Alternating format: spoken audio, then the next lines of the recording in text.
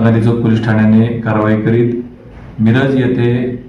प्रतिबंधित गुटखा, तंबाखू, पान मसाला विक्री करण्यासाठी आलेला इसम मुख्तार महबूब मुजावर यास अटक करून त्याच्याकडून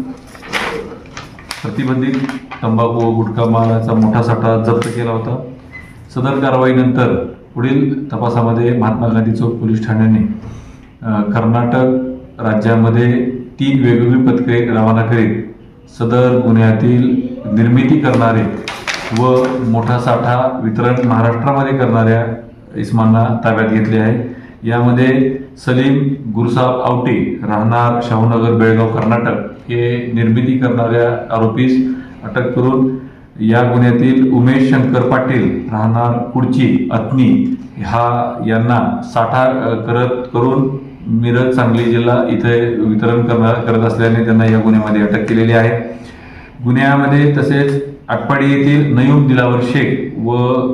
मिरज शहरातील भरतेश सिद्धराम कुडचे यांना देखील या गुन्ह्यामध्ये अटक केलेली आहे। सदर गुन्ह्यामध्ये मुख्तार महबूब मुजावर यांच्याकडे 82,600 रुपयाचा, नयूम दिलावर शेख यांच्याकडे 10,18,000 रुपये किमतीचा व भरतेश सिद्धराम कुडचे यांच्याकडे